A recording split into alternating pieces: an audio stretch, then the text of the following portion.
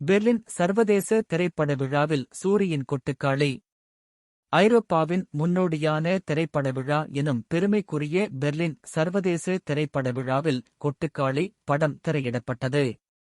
சூரியின் 3 திரைப்படங்களுக்கும் சர்வதேச அங்கீகாரம். தமிழ் சினிமாவில் தற்போது முன்னணி நடிகராக வலம் வருபவர்தான் சூரி. காமெடியனாக இருந்து கதாநாயகனாக மாறிய ஒரு சில நடிகர்களுள் இவரும் ஒருவர். சூரி தொடர்ந்து அடுத்தடுத்த திரைப்படங்களில் கதாநாயகனாக தனது நடிப்பின் மூலம் தமிழ் சினிமா ரசிகர் மத்தியில் பெரும் வரவேற்பையும் ஆச்சரியத்தையும் ஏற்படுத்திக் கொண்டே வருகிறார் என்பது குறிப்பிடத்தக்கது.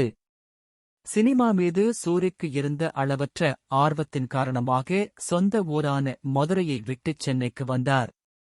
அதன் பிறகு முழுமூச்சாக சினிமாவிலேயே இறங்கி சினிமா சார்ந்த வேலைகளிலே தொடர்ந்து ஈடுபட்டு வந்தார்.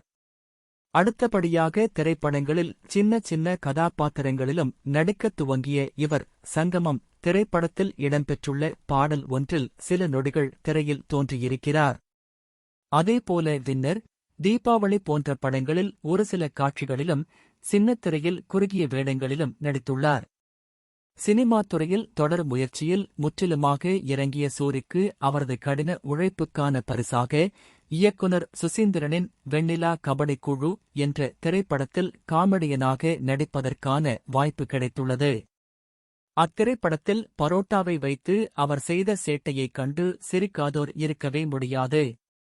அதன் பிறகு அவர் பரோட்டா சூரி என்று பலராலும் அறியப்படத் துவங்கினார். அதனைத் தொடர்ந்து பல திரைப்பட வாய்ப்புகள் அவரை தேடி வந்தன. தேடி வந்த வாய்ப்புகளை சரியாக பயன்படுத்திக் கொண்ட சூரி தமிழ் சினிமாவில் அடுத்தடுத்து முன்னோக்கி நகர்ந்தார்.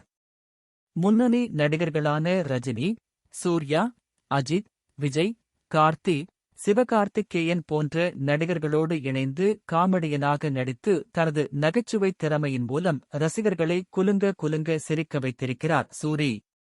திரையில் காமெடியனாக வெளிவந்த சூரிக்கு இயக்குனர் வெற்றிமாறனின் விடுதலை திரைப்படத்தில் ஹீரோவாக நடிக்கும் வாய்ப்பு கிடைத்தது. அத்திரைப்படம் சூரியின் சினிமா பயணத்திற்கு ஒரு திருப்புமுனையாக அமைந்தது. விடுதலை பாகம் 1 படத்தில் சூரியின் நடிப்பும் சண்டைக் காட்சிகளை அவர் கையாளும் விதமும் திரையில் பார்க்கும் ரசிகர்களை சிலிர்ப்பூட்டச் செய்தன. பின்னர் தொடர்ந்து இயக்குனர் ராமின் 7 கடல் 7 மலை, வினோத் ராஜின் கொட்டுக்காளி மற்றும் துரை செந்தில்குமாரின் கருடன் என அடுத்தடுத்த திரைப்படங்களில் ஹீரோவாக நடித்துள்ளார்.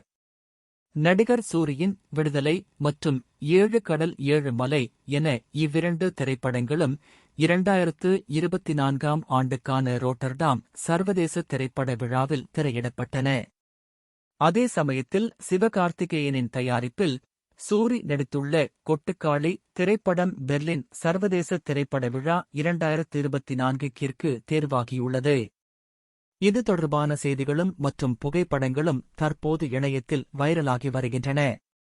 பெர்லின் சர்வதேச திரைப்பட விழாவில் பன்னாட்டு பார்வையாளர்கள் கொட்டுக்காளி திரைப்படத்தை பார்த்து கொண்டாடியதில் பெரும் மகிழ்ச்சி. நமது வாழ்வியலையும் தமிழ் சினிமாவையும் கடல் கடந்து கொண்டு வந்து சேர்த்த இயக்குனர் வினோத்ராஜுக்கும் சிவகார்த்திகேயனுக்கும் நன்றி.